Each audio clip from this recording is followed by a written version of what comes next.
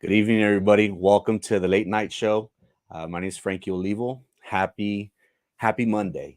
Um, as we all know, the world has been watching what is going on with our neighboring city, with our sister city. It seems as if every post, every news feed that we see has been focused on the city of Matamoros. And many have questioned and said, and have asked, is it safe? Is it safe to cross into Mexico? Now, one thing that I do want to state is that this was a tragic event that took the lives of two Americans. And before I start, I do want to clarify and state that I'm out of focus. I do want to state that I am aware, and we are conscientious that this is something that is bad. Is bad for everybody. Is bad for the United States. Is very very bad for Mexico. But more importantly, is it's sad for the those families that lost their loved one from South Carolina. Now, there have been many misinformation, many different ideas of what exactly happened. As of right now, we don't really know what happened, but we do have an idea of things that have been circulating. And one thing that I do want to be clear is that there does seem to be a lot of different stories or different ideas of what exactly happened. I wanted to come on tonight before you and talk about Matamoros, talk about uh, what we know so far, and the different theories that I've posted, the different theories that have been sent into me. But more importantly, is Matamoros safe?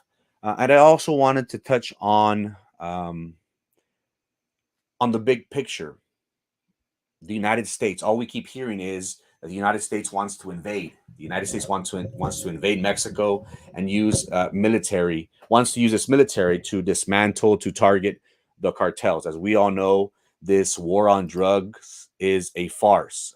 President um, Andres Lopez Obrador has used his tactic of abrazos, no balazos, hugs, not bullets. And what we have seen has been that the cartel has used this to their advantage because they said, hey, well, the government's not going to shoot us out.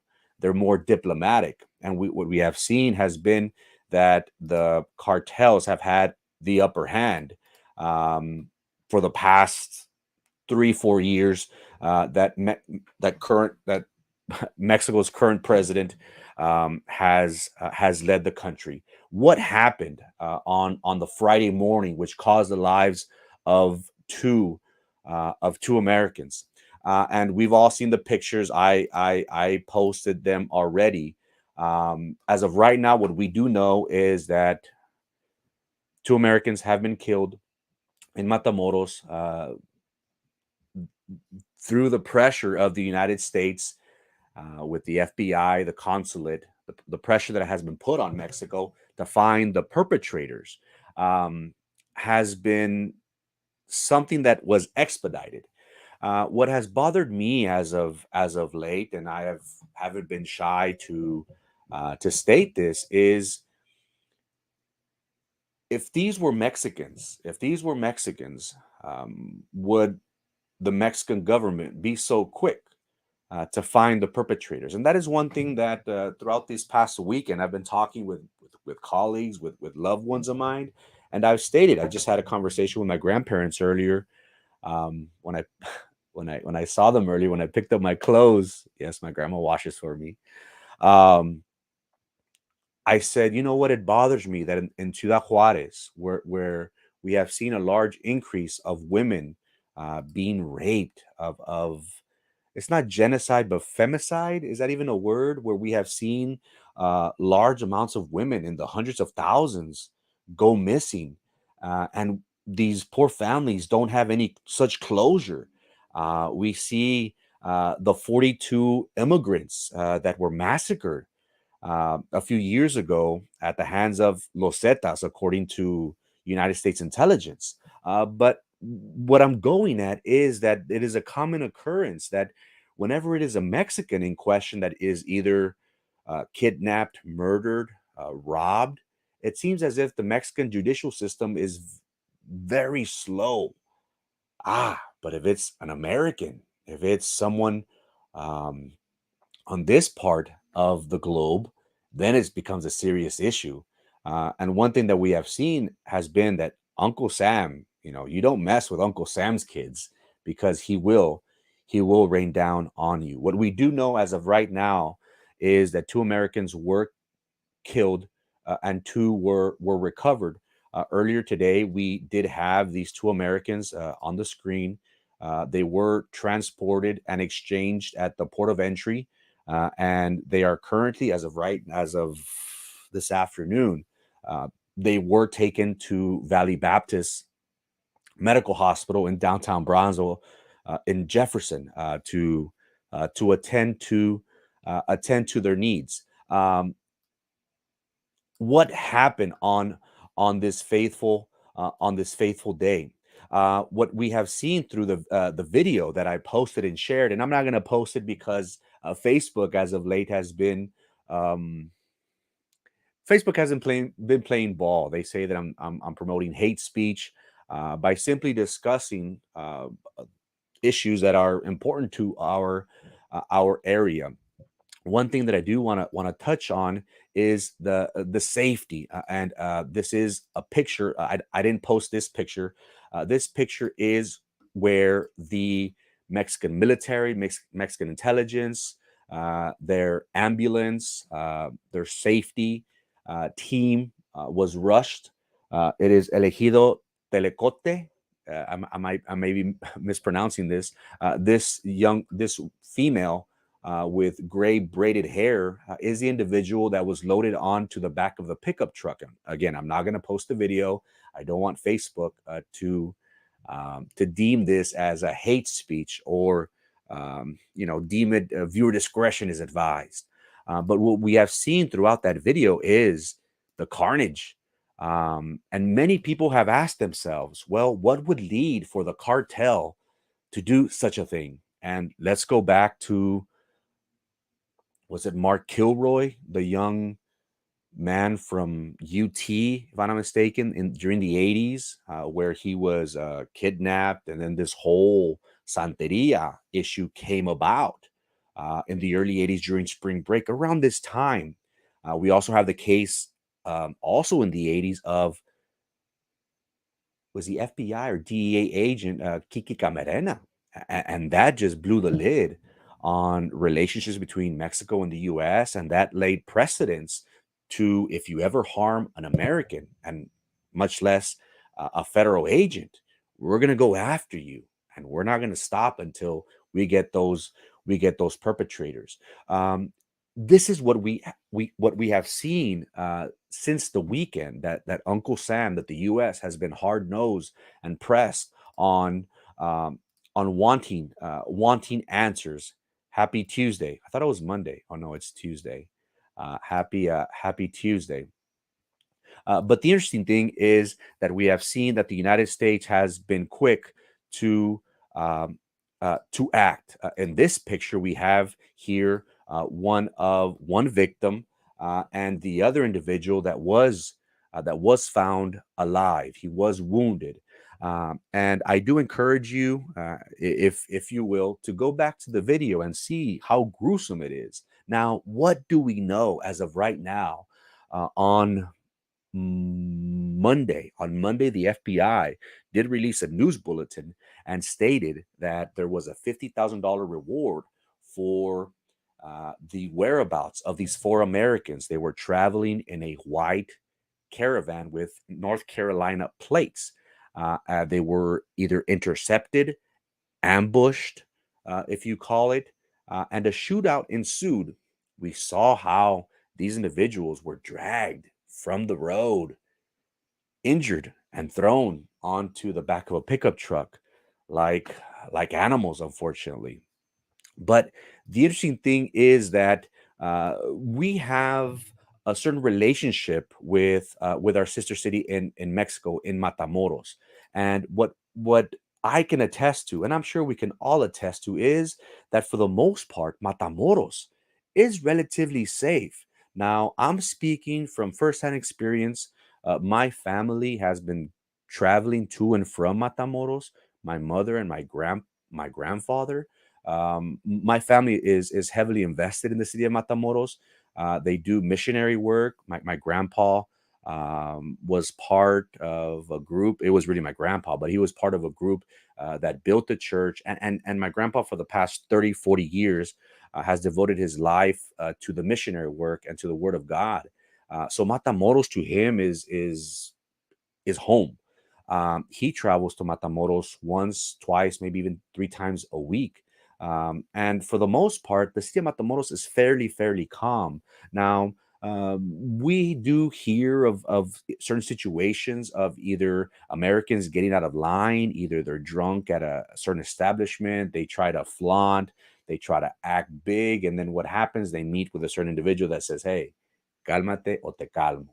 For the most part, the city of Matamoros is safe. That's something that I want to state to the viewers. Today, I did see a large increase of comments, likes, shares. I even got some. I wouldn't call it threats. I would say more like just calling me out and saying, "Hey, these pictures that you're posting of these victims, of these individuals, you're portraying them in a bad light." Um, this isn't pictures that I took. These are pictures that these individuals have. And by no way, stretch, or form am I trying to portray these individuals in a bad light. All I'm doing is sharing information that they themselves posted on their Facebook. Now, Matamoros is safe for the most part. I've heard of people. We like to go to Progreso. The city of Progreso is fairly safe. Again, they tell you after a certain time, don't go past this area because then you're in the danger zone. Matamoros, for the most part, they know not to mess with Americans. They know that if a situation like this arises, Uncle Sam will be after them. One thing that I do want to state: Matamoros is somewhat safe. Now, are they things that happened? There was one lady, one individual that is not being mentioned, that she did. She was a bystander, an innocent bystander, that she was struck with a bullet. A Mexican citizen was killed in this very incident, and it's unfortunate that the lives of the Americans uh, are shined, and not this Mexican citizen, which all lives are valuable in all before us. But Matamoros is safe for the most part. Now, do things happen? Could we be found in the wrong place at the wrong time? Of course. Let's not forget. That's just life. Theories that have been coming up is that one thing that I do want to state is I do welcome individuals from South Carolina, North Carolina. I did see a large increase on my feed, comments, posts, messages. Today I got lots of messages from people from southeastern part of the United States, which were pretty much blasting me and saying, "Hey, bro, screw you, man. You're trying to portray my friend as a gangbanger and things like that." And I said, "No, I'm just posting what they have on their social media. By no stretch of the imagination am I trying to portray these individuals in a certain light. I'm just showing and what they have on their feed. Now, are these individuals, um, do they have gang ties? Many of them are smoking weed, double cup, throwing up crips, throwing up bloods, uh, which would lead one to believe that either they're associated, they have friends, they are a part of that life. And look, I'm not here to judge. I'm not here to say that anybody is better than anybody, that someone is right or wrong.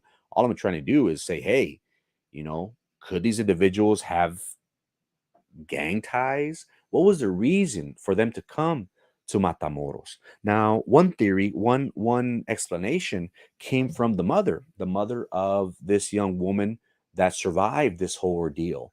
And according to the FBI, even Mexican President AMLO, Andres Lopez Obrador, he did state that these individuals crossed the border for medicine.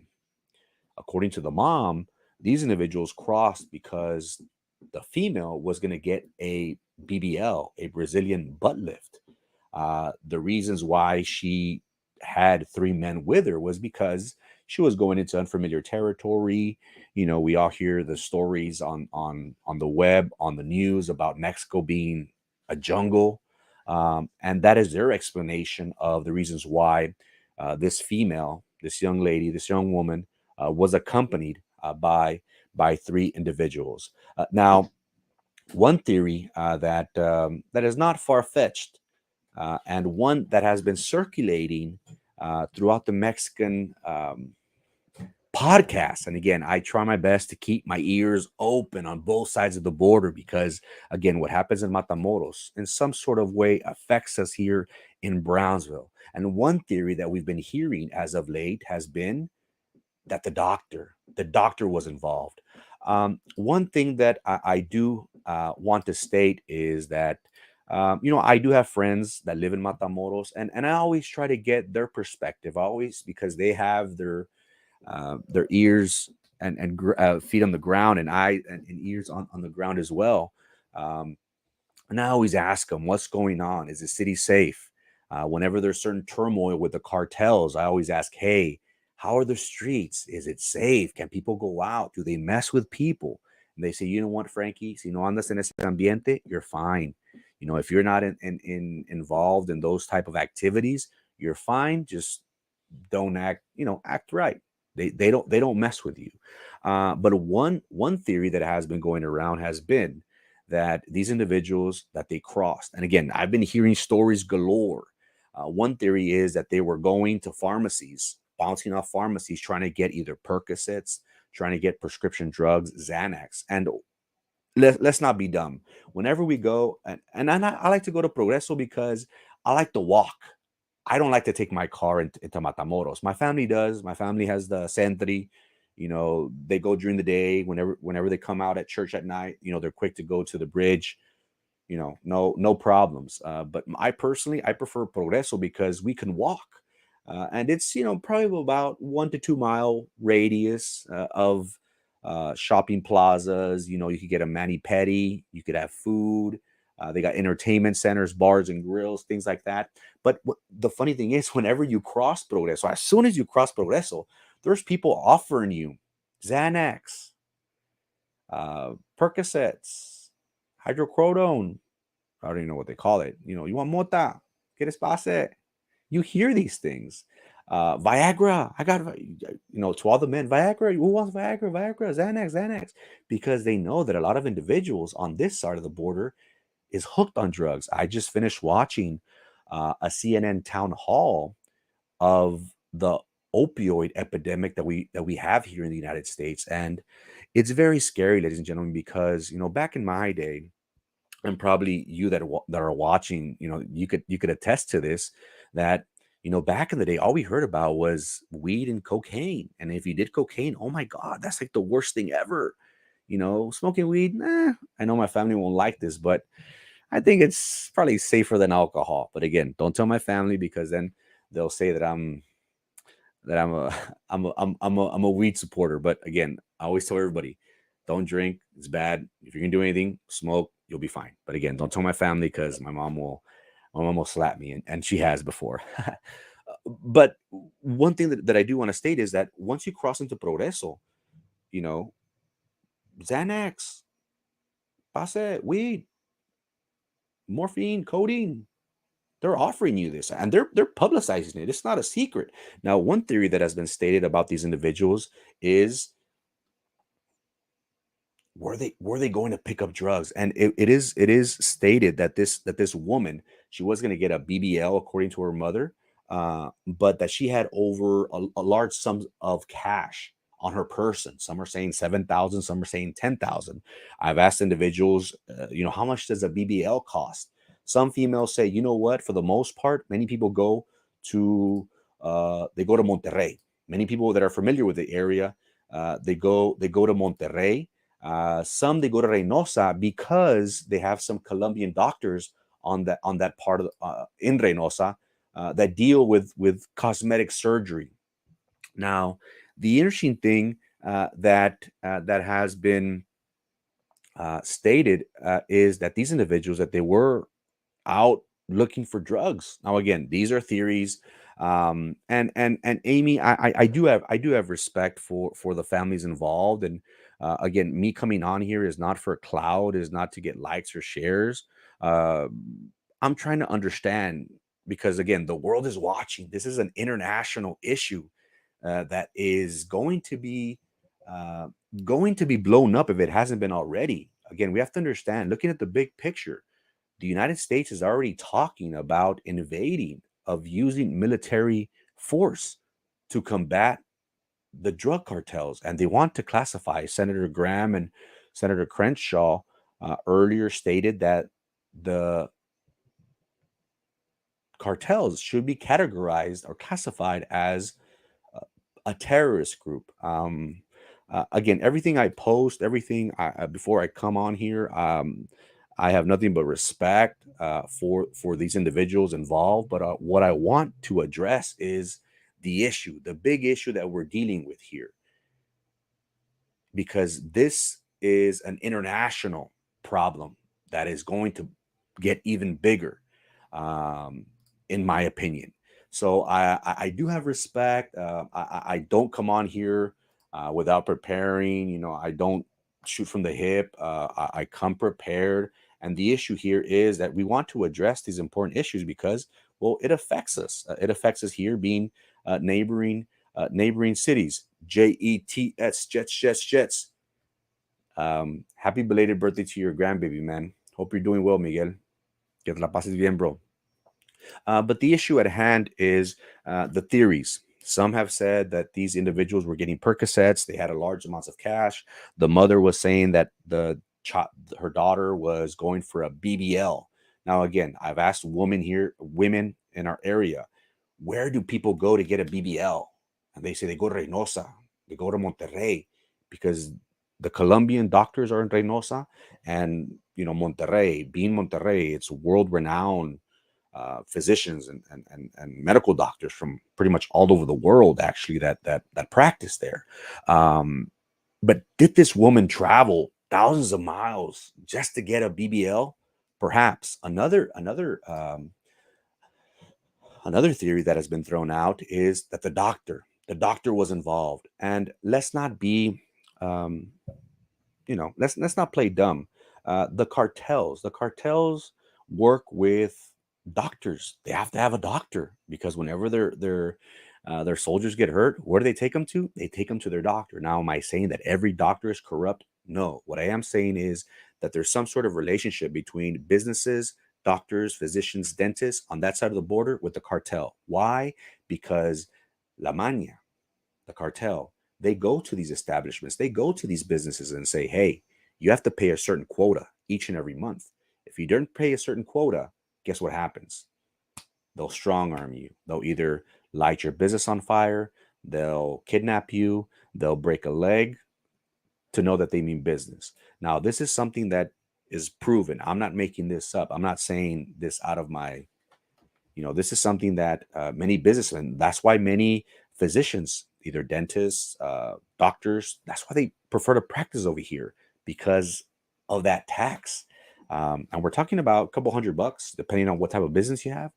So it gets very, very expensive. And one theory that has been come up has been that the doctor was involved, that these individuals were getting ready to go to the doctor's office. The doctor's office did advise the cartel that these individuals were coming over on a certain day. They had a large sums of money, and they were intercepted.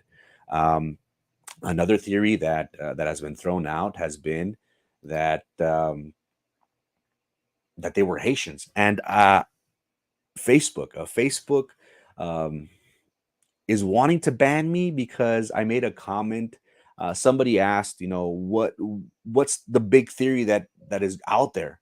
And as soon as this happened, everyone stated that, oh, the Haitians, they were Haitians, and they were extorting, stealing from people, and the cartel found out. And again, anybody that does business in there can't do it without the approval of the cartel. That is the very first theory that was thrown out there. The Mexican media also did state that the one of the individuals had a gun on his person when he crossed into the border. That they were either stealing, robbing. Again, that has not been confirmed. That is something that has been stated. But the doctor, being the doctor, was very, very caught me off guard because I never thought of a doctor being involved. But hey, it's not far fetched. Instead of taxing me, why am I going to pay you, 500 bucks? Why don't you just take from them? They're going to come over here with large sums of money. Maybe you could take it from them instead of taking it from me. Again, did this happen? I don't know. Or was this a case of mistaken identity? Again, the United States has seen an influx, a large caravans of immigrants coming from as far as South America, and their hope has been with President Biden's open border policy has been for them to seek asylum here in the United States. And one theory was that, what, these people crossed, they were uh, dark complexion, and they thought that they were some Haitians. Um, it was of close proximity to the border where this incident occurred, and that was the original theory.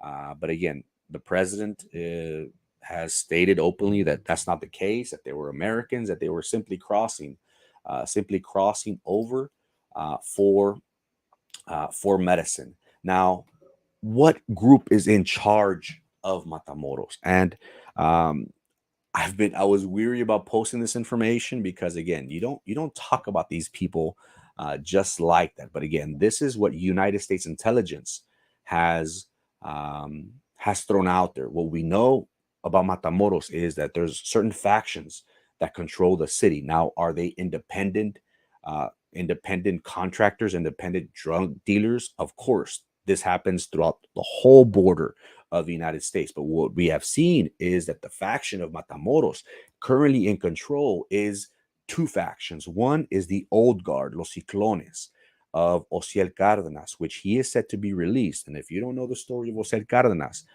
for the longest time, the city of Matamoros, for the most part, was relatively safe during the early to mid 90s. Now, again, I'm not condoning their business, but for the most part, businesses, there was no kidnappings, there was no stealing. For the most part, the city of Matamoros was relatively safe. Another faction that controls the city is Los Espartanos, the Spartans, which is currently being controlled by Ociel's nephew, El Contador, and also El Vaquero.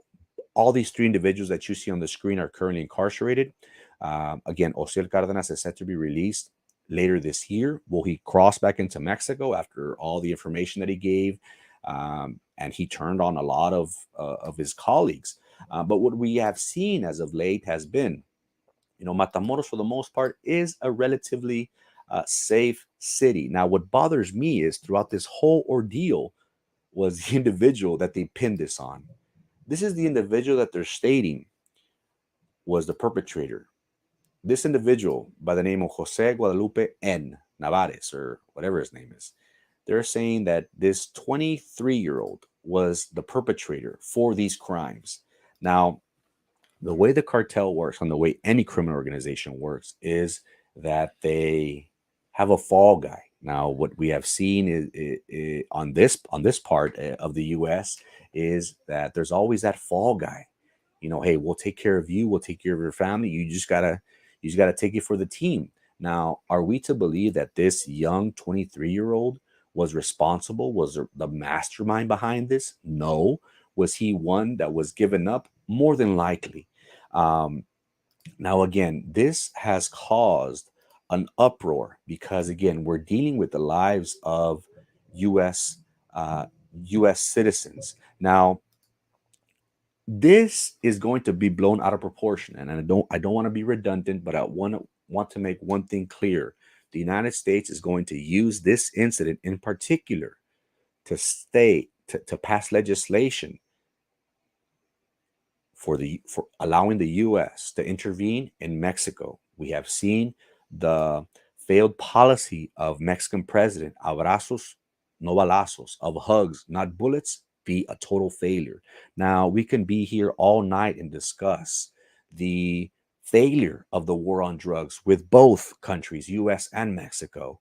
But what we have seen has been that the cartel has had the upper hand in Mexico because they say, hey, the government is not going to fight us. They're going to give us hugs. That is something that my grandmother brought up to me. She said, that's a failed policy. We need to attack fire with fire. You can't expect for the cartel to lay down their guns um, and expect to play nice. Now, is Matamoros safe? I want to say yes, it is. Matamoros is safe for the most part. The only individuals that are get caught up in those is slim to none, like that unfortunate situation of that Mexican citizen that was killed from that stray bullet. But for the most part, they don't mess with tourists. They don't mess with Americans. Why? Because they know that Uncle Sam will will come back looking for them. Um, Again, I was hesitant about coming on today because I did not want to seem like I'm trying to jump on this issue and because I want clout or anything like that. No, what I want to stress to my community and to the viewers from South Carolina, I see several on here tonight. Um, Matamoros is safe. Now, was this a case of mistaken identity? I hope so. It seems that way. There are many questions that are still unanswered. Did this individual, did these individuals go for medical reasons? Did they go for medicine? Did they go for uh, cosmetic surgery? Was this mistaken identity? Did they have a gun on their person when they crossed? Did they have large sums of money? We still don't know. But what I want to relay to the community is that Matamoros, for the most part, is safe. Now, I don't want to say with all certainty, on 100%, nothing's going to happen to you because at the end of the day, life is life, and when it's our time, we just don't know. Anything could happen, even on this side of the border. This is the issue that has been blown up, and this is an international crisis because right now the Mexico being the United States' little stepbrother. It seems as if we are gearing up towards having U.S. military intervention in Mexico, and that's going to lead to a whole different world. Again, does the United States have an opioid crisis? 1000%. Now the new drug is not cocaine and heroin. Now it's fentanyl, a cheap product that provides the cartels with huge profit margins. It's something that the United States government has taken notice. Why? Because of the large amounts of overdoses that have happened throughout the East Coast, throughout the United States, period. I was looking at statistics early during this weekend, and in the past 5 years, customs agents have seen a large increase in this product being shipped uh, over um, over to our side. So I do want to stress that for the most part, the city of Matamoros is safe, but there are still a lot of questions out there, and we really won't know uh, the crux of it all until they interview these individuals. And I'm sure they're going to go through their phone. The DEA has been actively involved on this case ever since Friday afternoon.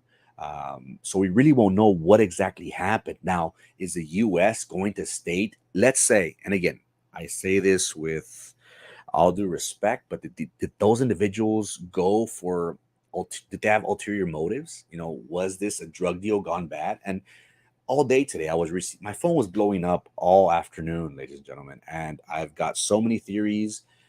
People on that side who are in that world messaged me and they said, you know what, these people were looking for something and they found it. Some people said, you know what, that's disrespectful. Have respect for the family. And again, I'm just trying to, just like everybody, we're just trying to get to the bottom of this, and we won't know until the DEA agents actually interview these two victims.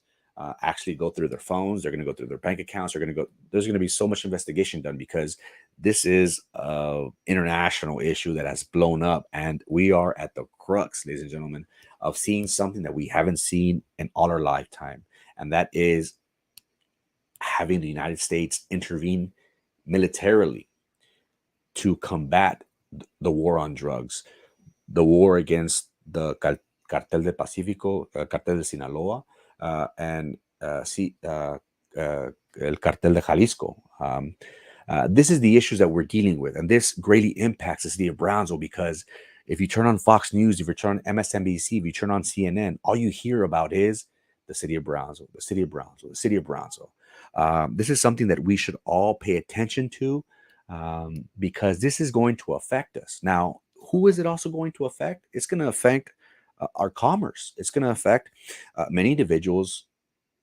And I'm not saying it's going to drop drastically, but it is going to affect merchants. It is going to affect business owners on the other side uh, of the globe, of the border, because when people go across for dentists, to see their dentists, to see their doctors and things like that.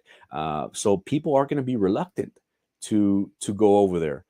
But again, in my opinion, Lugo, in my opinion, I think Mexico is safe. Now, are we safe in Brownsville?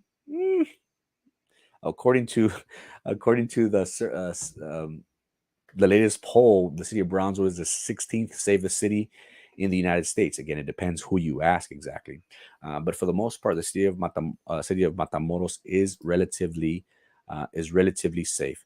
I just wanted to hop on, talk about the issues um, that were discussed today. There was a lot of texts, a lot of comments, a lot of shares, a lot of posts, a lot of private messages asking me about these very important issues that we are dealing with here on the border.